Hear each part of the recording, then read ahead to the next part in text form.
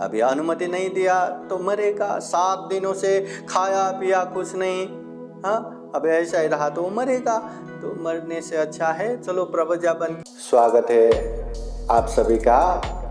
आप लोग देख रहे हैं बुद्धास टीचिंग चैनल और हम यहाँ महाकारुणिक तथागत बुद्धा और उनके शिक्षाओं के विषय में चर्चा करते हैं।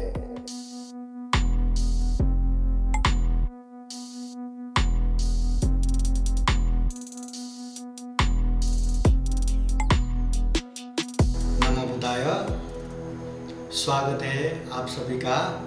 आप लोग देख रहे हैं बुद्धास टीचिंग चैनल और हम यहाँ महाकारुणिक तथागत बुद्ध के धम्म और शिक्षा के बारे में चर्चा करते हैं। विशेषतः ये समय वर्षावास का है। बौद्ध विनय में ये बरसात काल में आषाढ़ पूर्णिमा से असोज पूर्णिमा तक 3 महीना बौद्ध विनय वर्षावास चलते हैं और वर्षावास के उपलक्ष्य में हर जगह पे बहुत ज़्यादा बौद्ध गतिविधियाँ चलते हैं। तो इसी के चलते हुए हम भी ये बुद्धास टीचिंग चैनल द्वारा हर दिन वर्षावास उपलक्ष्य विशेष धम्म देशना कार्यक्रम करते आए हैं और इस साल भी कर रहे हैं। विशेषतः जहाँ जहाँ घर घर में कार्यक्रम होता है वो कार्यक्रम और जो ऑनलाइन हम धम्म देशना देते हैं उसको मिला के हम वर्ष धम्म प्रोग्राम अर्थात वर्षावास ये धम्म देशना कार्यक्रम हम बुद्धास टीचिंग चैनल में दिखाते हैं। तो आज हम विशेषतः जातक कथाओं को लेके आप लोगों को ये धम्म देशना प्रस्तुत करने वाले हैं। आइए आज का ये धम्म देशना कार्यक्रम शुरू करते हैं। सब लोग हाथ जोड़ के बैठिए। धम्म देशना शुरू करते हैं। समन्ता चक्रवालेषु अत्रा गच्छन्तु देवता सधम्मं मुनिराजस्य शृण्वन्तु सद्गमोक्खदं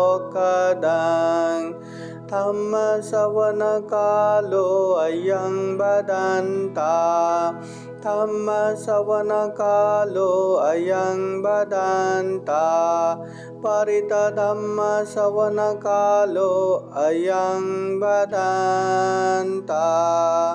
नमो तस्स भगवतो अरहतो सम्मा सम्बुद्दस्स। नमो तस्स भगवतो अरहतो सम्मा सम्बुद्दस्स। नमो तस्स भगवतो अरहतो सम्मा सम्बुद्दस्स। महाकारुणिक तथागत भगवान बुद्ध को त्रिवार वंदना। महाकारुणिक तथागत बुद्ध द्वारा देशित सुआख्यात धम्म को त्रिवार वंदना। महाकारुणिक तथागत बुद्ध के आर्य श्रावक संघ को त्रिवार वंदना। परम पूजनीय डॉक्टर बाबा साहब अम्बेडकर आज के विशेष धम्म देशना में प्रत्यक्ष अप्रत्यक्ष जुड़े हुए संपूर्ण श्रद्धा संपन्न बुद्धि संपन्न उपासक उपासिकाएं, सर्वप्रथम आप सभी के जीवन में बुद्ध का आशीर्वाद रहे, धम्म का आशीर्वाद रहे, संघ का आशीर्वाद रहे, ऐसी शुभकामना तथा आशीर्वाद देते हैं।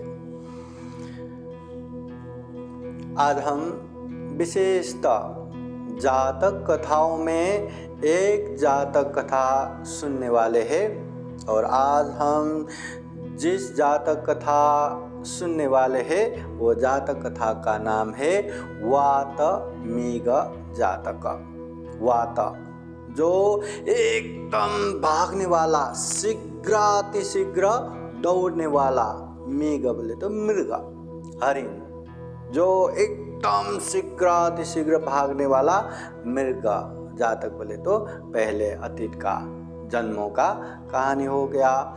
तो ये जातक कथा महाकारुणिक तथागत बुद्ध ने कहाँ किसके लिए ये उपदेश दिया था? तो जब महाकारुणिक तथागत बुद्ध श्रावस्ती नगर के जेतवन बुद्ध विहार में रह रहे थे, तभी एक चुल्लपिंडपातिक नामक एक जो भिक्षु है, चुल्लपिंडपातिक तिस्स स्थविर, ये भिक्षु के कारण तथागत बुद्ध ये जातक कथा का उपदेश देते हैं। अब ये जातक कथा का एक है वर्तमान कथा, एक है अतीत कथा।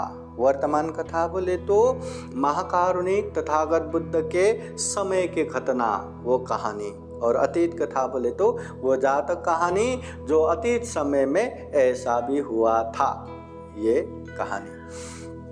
तो वर्तमान कहानी ऐसा है कि महाकारुणिक तथागत बुद्ध धम्म प्रचार प्रसार के क्रम में इधर उधर जाते रहते। उस समय मगध के राजधानी जो राजगृह है, राजगृह नगर के नज़दीक जो राजा बिंबिसार ने दान दिया हुआ वेलुवन विहार में रह रहे थे। और वेलुवन विहार में तथागत बुद्ध नित्य रूप से धम्म देशना देते थे।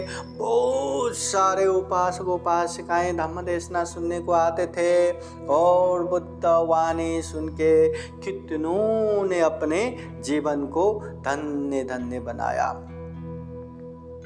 और यही समय में ये जो राजगृह नगर है, वहाँ बहुत सारे धनाढ्य लोग भी रहते हैं और गरीब से गरीब लोग भी रहते हैं। वहाँ एक महा ऐश्वर्य संपन्न एक सेठ रहता था, धन संपत्ति भरा भरा, बहुत ही पैसे वाले, और उसके एकमात्र पुत्र थे, ये अकेला एक लड़का, और उसको हर तरह के सुख सुविधा के साथ पालन पोषण किए जा रहा था। उसको अनेक तरह के सोने चांदी हीरे मोती से जड़े हुए कपड़े गहना, बहुत सारे सुख शैल के साथ उसका जीवन व्यतीत हो रहा था।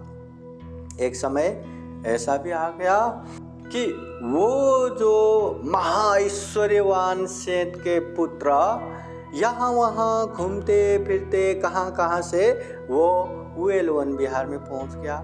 वेलुवन बुद्ध विहार में तथागत बुद्ध का धम्म देशना हो रहा था, वो वहां पहुंच गया। अभी तथागत बुद्ध इतने आकर्षक, 32 महापुरुष लक्षण से युक्त, 80 अनुव्यंजन से युक्त, और उनके स्वर में ही विविध विशेषताएं रहते हैं। तो तथागत बुद्ध को देख के शायद ही कोई होगा जो तथागत बुद्ध के उपदेश न सुने। वो भी बैठ गया, वो भी उपदेश सुनने लगा, और उपदेश सुनते उसके मन में बहुत ही वैराग्य उत्पन्न हुआ। अरे जीवन का सत्य ये है, और मैं पूरा सुख सुविधा मौज मजा में भूले जा रहा हूँ, ये जीवन नहीं है। अभी मुझे दुखों से मुक्त होने वाले मार्ग में जाना पड़ेगा, और उसके लिए मुझे तथागत बुद्ध के शरण में जाना है, मुझे भी प्रवचित होना है, मुझे भी भिक्षु होना है। ऐसा संकल्प आ गया, और उसने ठान लिया कि अब मैं प्रवचित होऊंगा। तथागत बुद्ध के पास गया, भगवान मैं प्रवज्या होना चाहता हूँ, मैं भिक्षु बनना चाहता हूँ, मुझे अनुमति दे, मुझे भिक्षु बनाए। उस समय तक बुद्ध शासन में, बुद्ध धम्म में एक नियम बन चुका था कि कोई भी व्यक्ति को, कोई भी कुल पुत्र को अगर भिक्षु बनना है तो उसके अभिभावक का अनुमति चाहिए, माता पिता या जो उसको रेख देख पालन पोषण करने वाले उसका तो अनुमति चाहिए।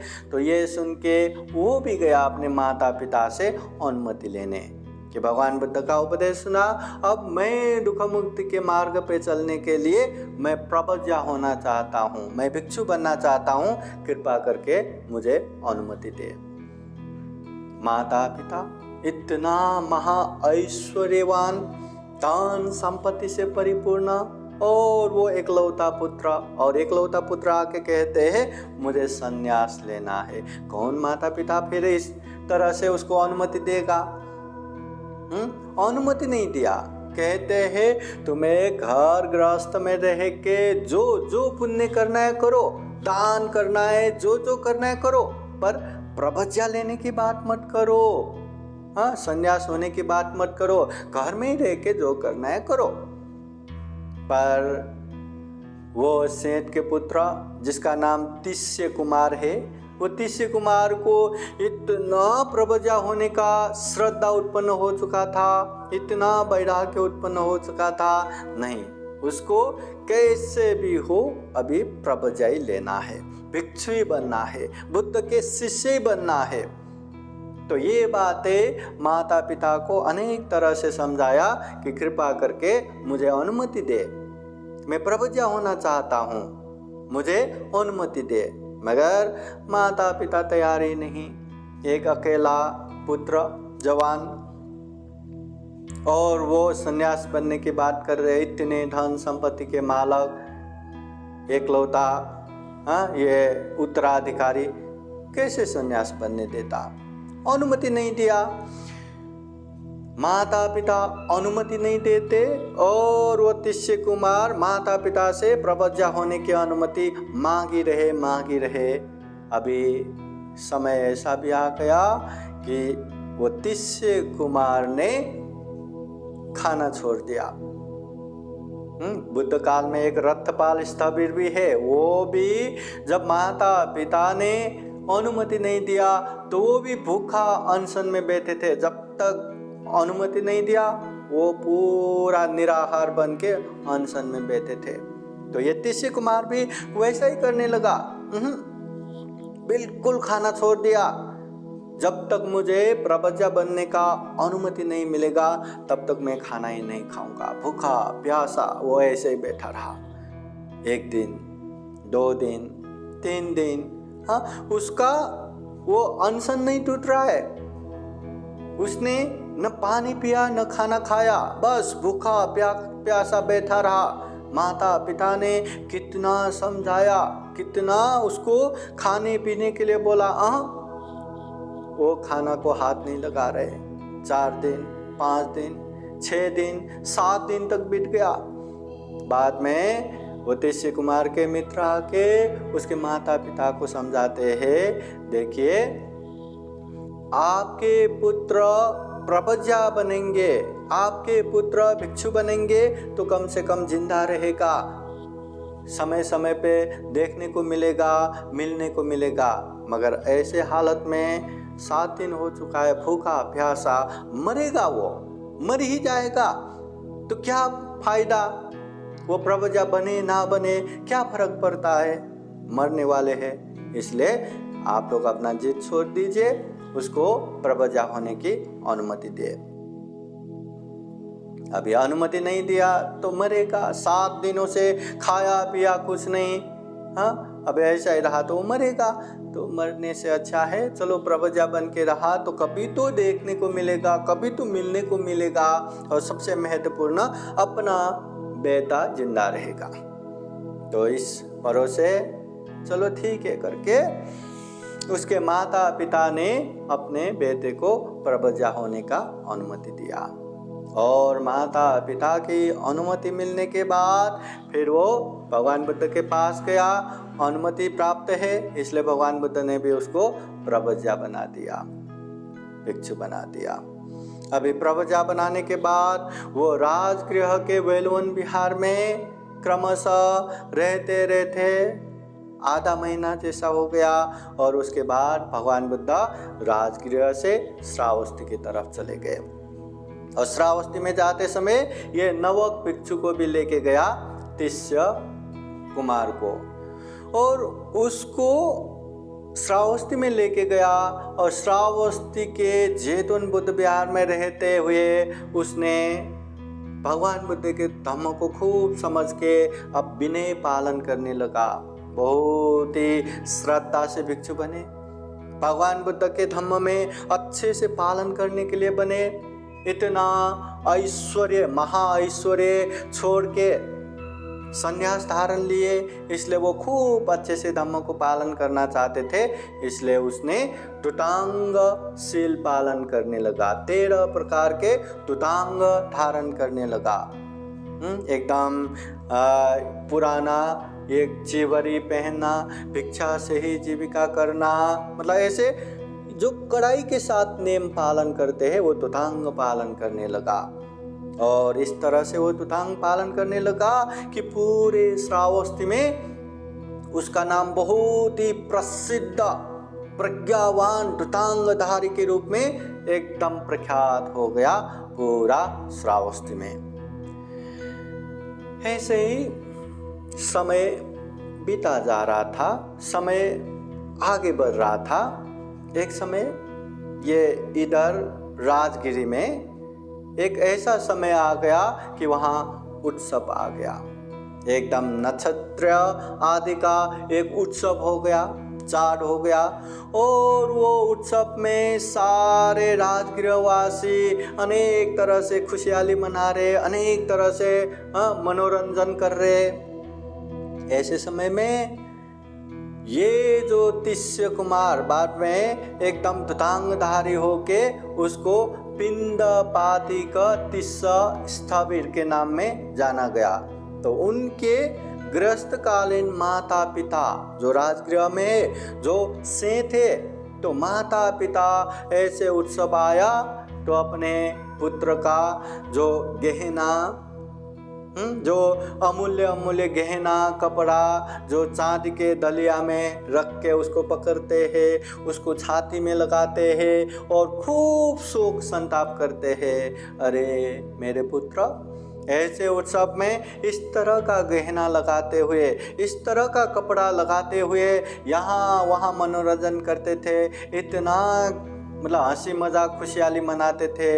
आज मेरे पुत्र प्रवज्या बन के गए, अभी तो राजगिरी में भी नहीं है, श्रावस्ती लेके गए, न जाने क्या कर रहा होगा, कहाँ बैठा होगा, कैसी हालत होगा।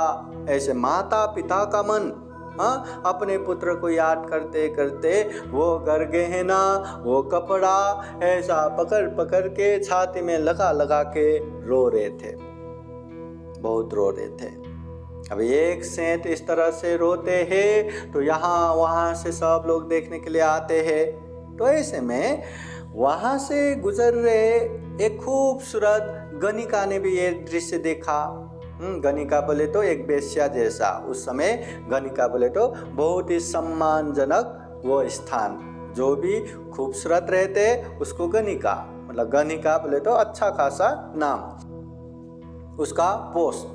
तो एक गणिका वहाँ से गुजर रहे थे तो एक सेठ के घर में इतना रोना, मतलब ये सुन के वो भी जाके पूछते हैं आप लोग क्यों इतना रो रहे।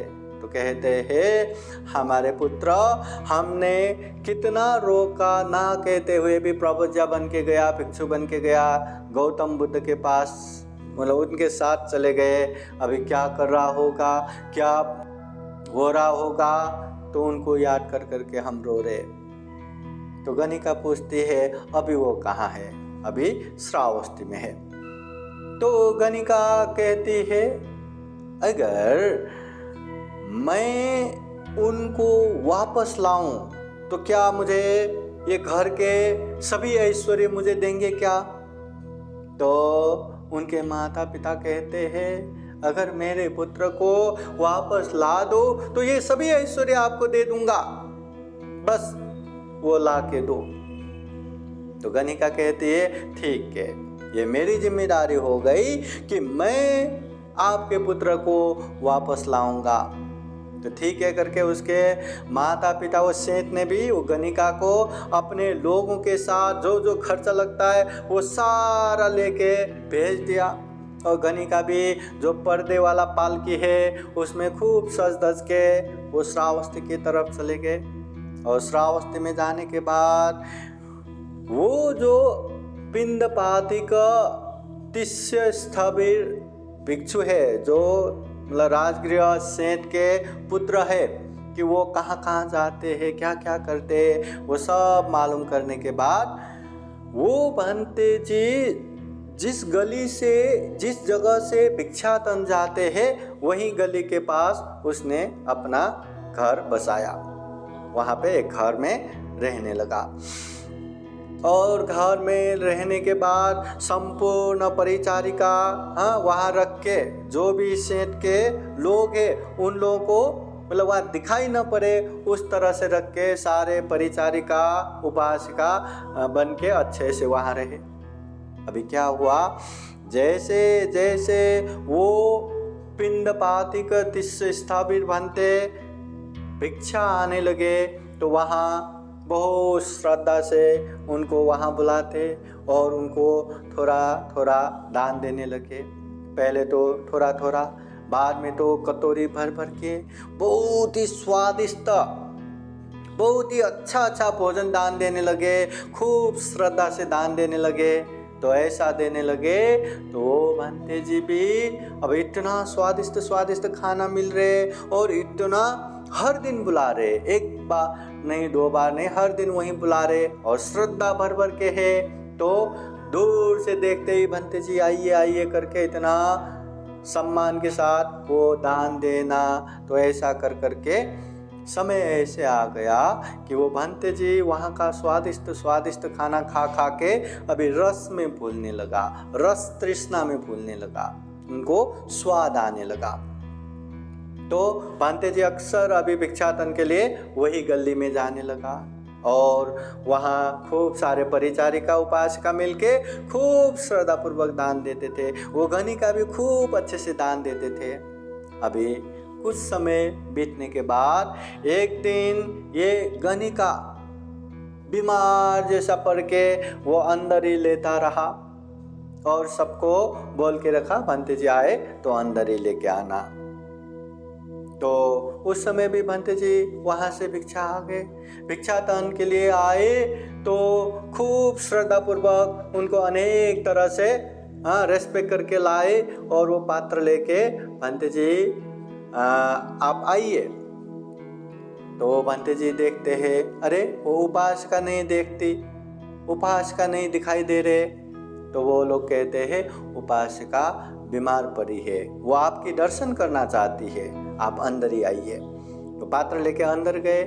वैसे दुतांग धारण करने वाले कोई भी भिक्षु इतने नियम कड़ाई के साथ पालन करते हैं कि वो कभी भी अंदर नहीं जाते, बाहर से भिक्षाटन लेके जो प्राप्त हुआ वही लेके जाते हैं।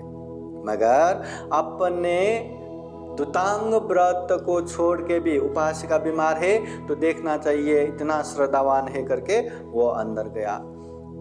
अभी वो अंदर गया और वहाँ जो पहले से ही तैयार होके बैठे वो गणिका, और गणिका ने वो भंते जी को अनेक प्रलोभन दिखा के अपनी वास्तविकता का परिचय देते हैं। वास्तव में हम राजगिरी से आए हैं, आपके माता पिता ने हमें भेजा है, आपको लेके जाने के लिए आए हैं करके अनेक तरह से उसको प्रलोभन दिखाया, मोह दिखाया, अपने जाल में फंसा लिया, रस तृष्णा में बांध दिया और वो भंते जी का जीवन निकाल के उसको ग्रस्त बनाया, अपने माया जाल में फंसाया। फिर सारे लोग मिलके बहुत बड़े जो सवारी में गाड़ी में बिठा के वो भंते जी को श्रावस्ती से राजगृह तक लेके गए। इतना दुतांग पालन करने वाला वो पिंडपातिक तिस्य स्थापित भिक्षु खाने में तृष्णा उत्पन्न हो गया, मतलब रस में तृष्णा उत्पन्न हो गया। फिर वो गणिका के मोह जाल में फंस के उसने चीबर भी निकाला, ग्रस्त बन गया और उसके पीछे पीछे गाड़ी में बैठ के राजगिरी अपने घर को भी वापस गया। इतना प्रसिद्ध, इतना प्रख्यात नाम वाला वो पिंडपातिक भिक्षु आज गणिका के पीछे पीछे अपने घर राजगृह चले गए। ये बातें चर्चा परिचर्चा का विषय बन गया। और धम्म सभा में भिक्षुगण भी यही बातें कर रहे थे कि देखो इतना अच्छा तुतांग पालन करने वाले, इतनी श्रद्धा से 7 दिन भूखा प्यासा रह के जो भिक्षु बन गया, आज रस तृष्णा में बन के माया मोह में फंस के वो भी अपने घर वापस गया। तो ऐसे बातें चल रहा था। तो वहाँ पर तथागत बुद्ध आते हैं। तथागत बुद्ध के अपने जगह में बैठते हैं। तो भगवान बुद्ध पूछते हैं भिक्षुओं क्या बातें कर रहे हैं। तो भिक्षुगण कहते हैं कि हम पिंडपाती का तीसरे स्थापित के विषय में बातें कर रहे हैं, कैसे रस तृष्णा में बन के ये प्रवज्या भी छोड़ के ग्रस्त हो गए। तो तथागत बुद्ध कहते हैं भिक्षुओं ऐसा ही है, ये रस तृष्णा बहुत भयंकर है और ये भिक्षु अभी नहीं, अभी तो ऐसा छोड़ के गया, पहले भी रस तृष्णा में ऐसे ही फंसा था करके तथागत बुद्ध कहते हैं। तो उस समय भिक्षु प्रार्थना करते हैं, भगवान इस समय की बातें तो हमें पता है, पर पहले क्या हुआ था, क्या बीता था, वो हमें पता नहीं, कृपा करके वो पहले की घटना हमें बताए। फिर तथागत बुद्ध अच्छा ठीक है ध्यान से सुनो कहते हुए ये पूर्व जन्म की बातें या जातक कहानी, अतीत कहानी बताते हैं। तो अतीत कहानी जो वातमीक जातक, वातमीक जातक इस तरह है। पहले बहुत पहले वाराणसी नगर में, वाराणसी राज्य में ब्रह्मदत्त राजा राज्य कर रहे थे। उस समय ब्रह्मदत्त राजा के एक उद्यानपाल, एक माली थे, उसका नाम संजय था। और वो संजय माली का काम यही था कि राजा के बगीचा को खूब अच्छे से संभालना, खूब अच्छे से देखना, वहाँ अनेक तरह के फल फूल, अनेक वृक्ष है उनको संभालना, यही काम था। और संजय माली भी खूब अच्छे से बगीचा का संरक्षण करते थे, बगीचा का पालन करते थे, उसको बहुत संभालते थे। अभी समय ऐसे भी आ गया कि वो बगीचा, अभी राजा का बगीचा बोले तो छोटा मोटा थोड़ी ना है, इतना बड़ा बगीचा, इतना खूबसूरत बगीचा, इतना हरियाली, और इतने पेड़ पौधे फल फूल से परिपूर्ण। तो ऐसे बगीचे में कहाँ से एक मृग जो एकदम भागने वाला, शीघ्र दौड़ने वाला एक वातमीग जंगल से वहाँ आते, और वहाँ अनेक तरह से घास है, अनेक तरह से तृण है, खाने की चीज़ बहुत सारा है, और राजा का बगीचा है तो सुरक्षित भी है। तो वो वहाँ आके चरने लगे। अभी कभी ये संजय माली देखते हैं तो उसको भगा देता है, भाग जाता है बहुत जल्दी, और फिर से वहीं आके चरने लगते हैं। तो इस तरह से वो वातमीग मतलब शीघ्र दौड़ने वाला वो मृग जंगल से वो बगीचे में अभी निरंतर आने लगे, प्रतिदिन आने लगे, और उसको वही अच्छा लगता तो वहीं चढ़ने लगे। तो इस तरह से दिन चल रहा था। इधर जो संजय माली है संजय माली का काम यही था कि जो वहाँ बगीचे के अनेक तरह के फल फूल जो भी है उसको राजा के वहाँ पेश करना, राजा के वहाँ पहुँचाना।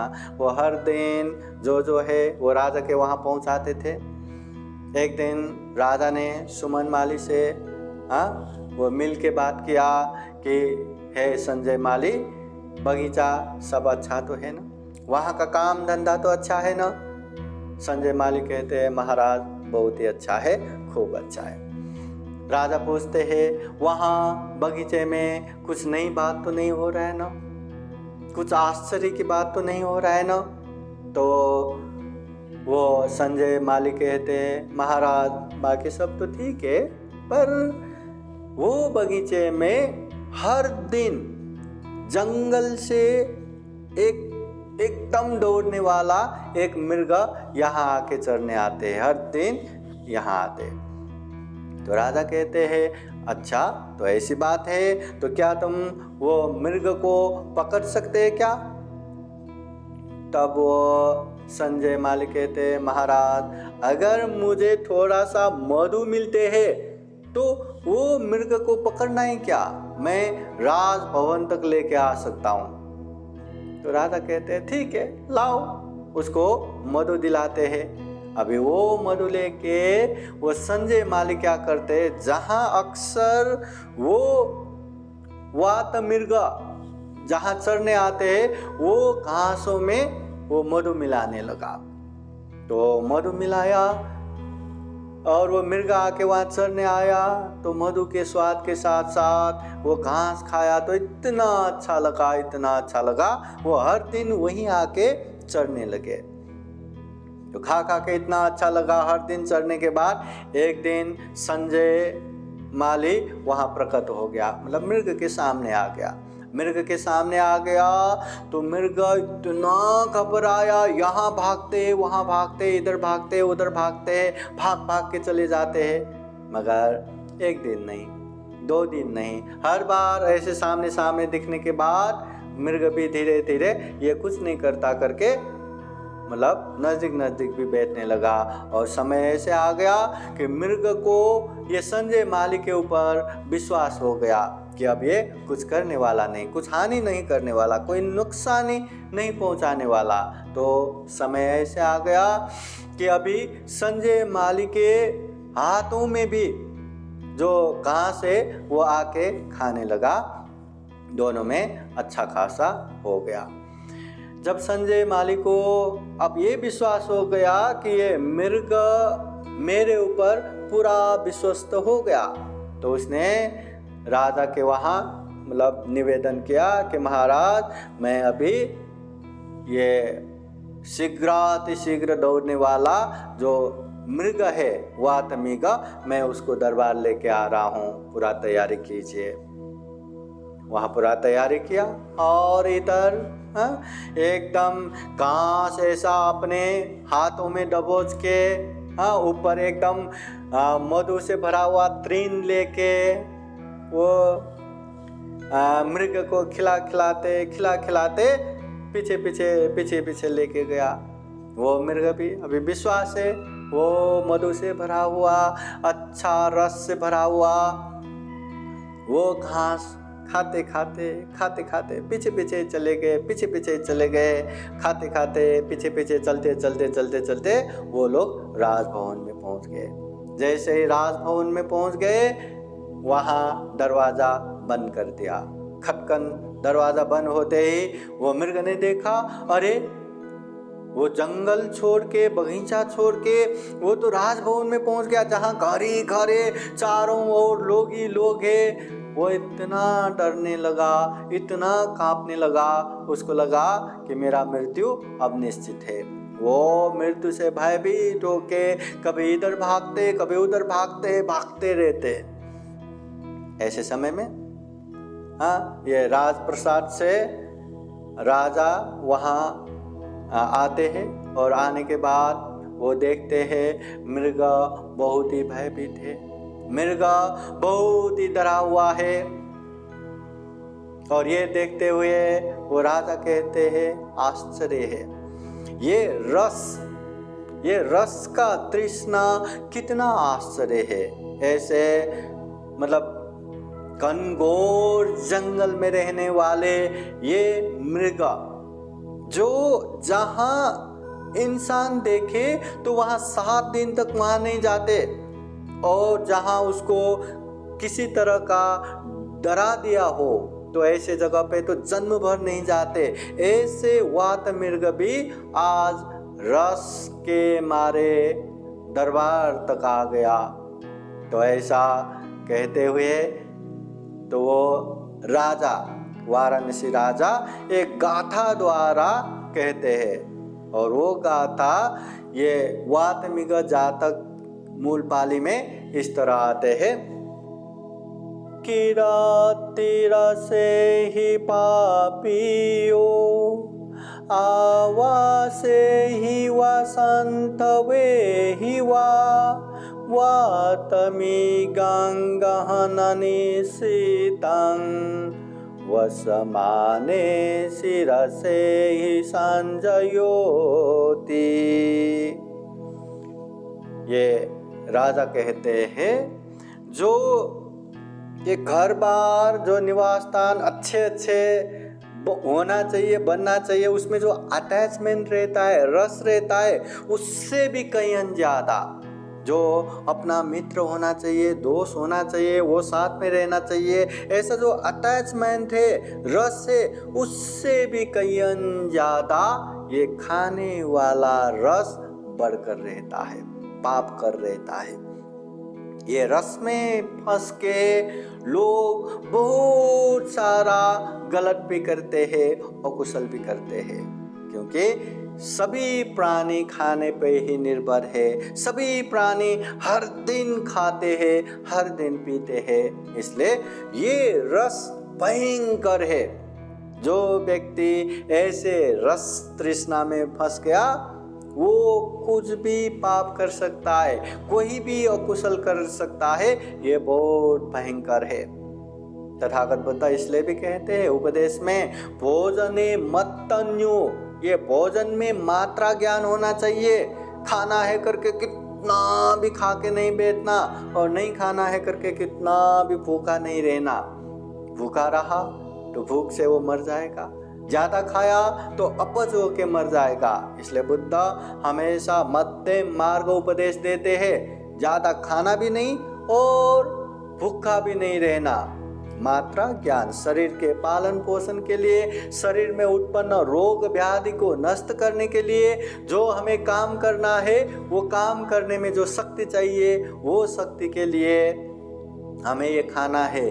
रस में भूलने के लिए, रस के लिए खाना नहीं है। जो व्यक्ति रस तृष्णा में भूलता है वो अनेक अनेक पाप करता है, अनेक अनेक मुसीबतों में फंस जाता है।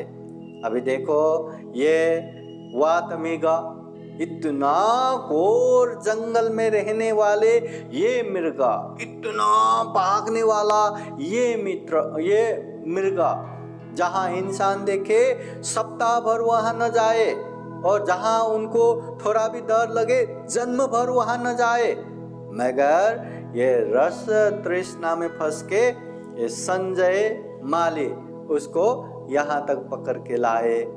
तो ऐसा मतलब रस तृष्णा के विषय में बताते हैं।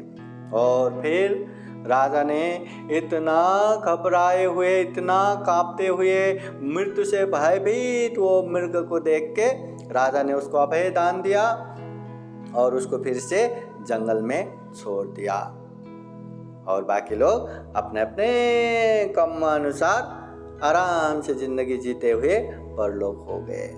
महाकारुणिक तथागत बुद्ध ये जातक कथा को प्रस्तुत करते हुए कहते हैं कि ये जो पिंडपातिक तिस्स स्थावर केवल अभी रस तृष्णा में भूला नहीं है, पहले भी रस तृष्णा में भूल के खूब बड़े मुसीबत का सामना करना पड़ा। और जातक कथा और वर्तमान कथा को जोड़ते हुए तथागत बुद्ध कहते हैं उस समय जो रस तृष्णा में फंसे जो मृग है वो अभी के ये पिंडपातिक तिस्स स्थावर भिक्षु, और जो गणिका है जिसने रस तृष्णा में फंसा के उसको लेके गए वो तो ये गणिका, ये जो संजय माली है। और तथागत बुद्ध कहते हैं जो वाराणसी के राजा जो है वो तो मैं ही हूँ, मतलब बोधिसत्व है। तो इस तरह से जातक कथा का प्रसंग जोड़ते हुए उपदेश देते हैं। मतलब दुनिया में रस तृष्णा कितना डरावना है, ये रस तृष्णा से चलते हुए इंसान कितना बड़ा बड़ा पाप कर सकता है, अकुशल कर सकता है, कितने बड़े बड़े मुसीबतों में फंस सकता है, इसका एक ज्वलंत नमूना है। दुनिया में बहुत सारे लोग ये रस में भूल के, ये तृष्णा में अटैच होके, आसक्ति होके बहुत सारा पाप करते हैं। आँखों से देखने में हो, कानों से सुनने में हो, जीभ से स्वाद लेने में हो, नाक से गंध लेने में हो, शरीर से स्पर्श करने में हो, ऐसे तृष्णा में फंसा तो बहुत बड़ा पाप करते रहते हैं। इसलिए ऐसे रस तृष्णा से दूर होना चाहिए। तथागत बुद्ध कहते हैं सब रसंग धम्म रसंग जिनाति।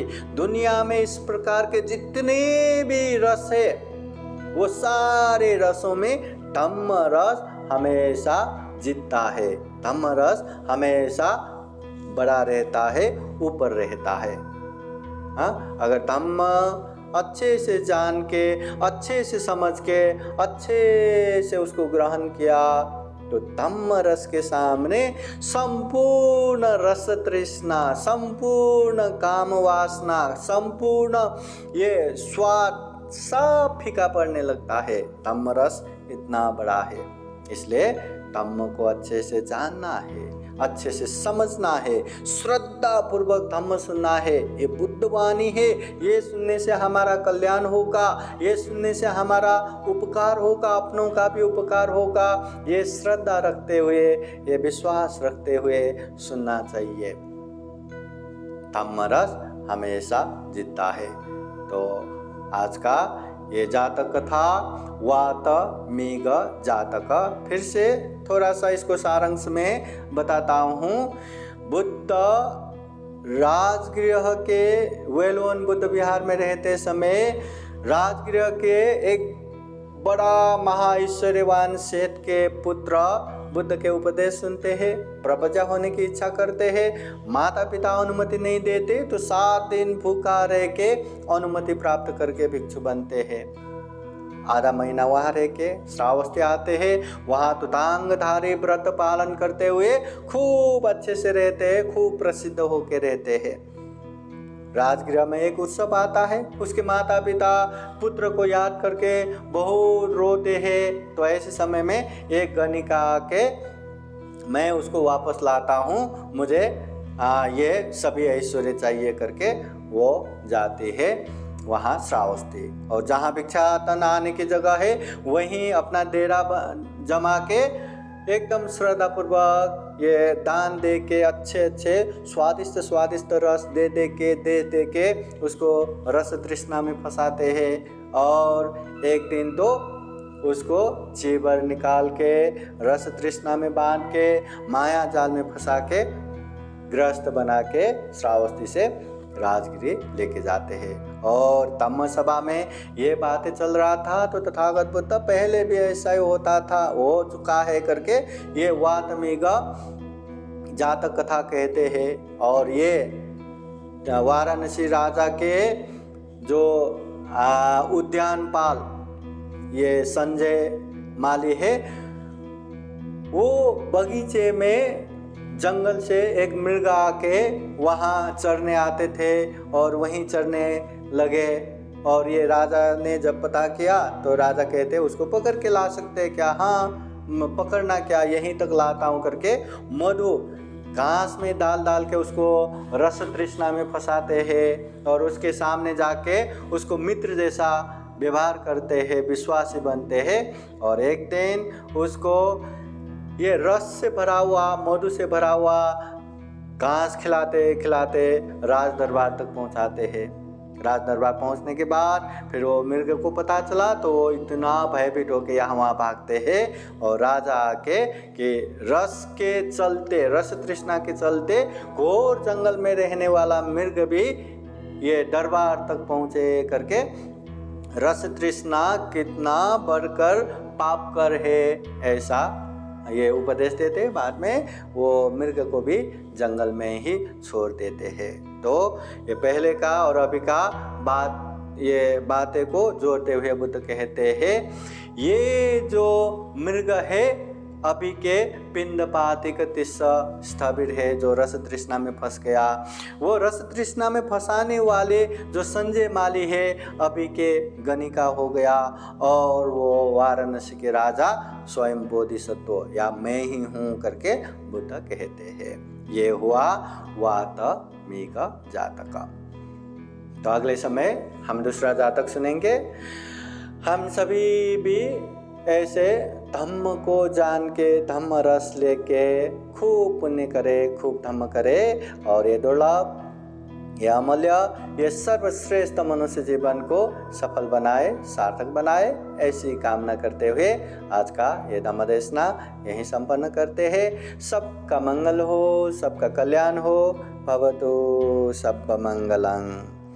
धम्म देशना के अंत में आप सभी को बुद्धवाणी पाली गाथा द्वारा आशीर्वाद देते हैं। सभी लोग हाथ जोड़ के बैठिए। आप सभी के जीवन में बुद्ध का आशीर्वाद रहे, धम्म का आशीर्वाद रहे, संघ का आशीर्वाद रहे। सभेत्यो विवजन्तु सब्बरोगो विनाशतो माते भवतु अन्तरायो सुखी दीर्घायुको भव। भवतु सर्वमङ्गलं रक्षन्तु सर्वदेवता सर्वभूतानुभावेन सदा सोत्थे भवन्तु ते। भवतु सर्वमङ्गलं रक्षन्तु सर्वदेवता सर्वधर्मानुभावेन सदा सोत्थे भवन्तु ते। भवतु सर्वमङ्गलं रक्षन्तु सर्वदेवता सर्वसङ्घानुभावेन सदा सोत्थे भवन्तु ते। एचितं पाचितं दुह्यं क्षिप्रमेव समीचतु सर्वे पुरन्तु चेतसङ्कल्पचन्दोपन्नरसो यथा आयु आरोग्य सम्पत्ति सग्ग सम्पत्तिमेव च अतो निब्बान सम्पत्ति इमिनाते समीचतु। साधु साधु साधु। बुद्धं नमामि, धम्मं नमामि, संघं नमामि। सबका मंगल हो, सबका कल्याण हो, सुखी हो, सुखी हो, सुखी हो। आज का ये धम्म देशना यहीं संपन्न होता है। साधु साधु साधु। बुद्धं नमामि, बुद्ध को नमन करता हूँ। धम्मं नमामि, धम्म को नमन करता हूँ। संघं नमामि, संघ को नमन करता हूँ।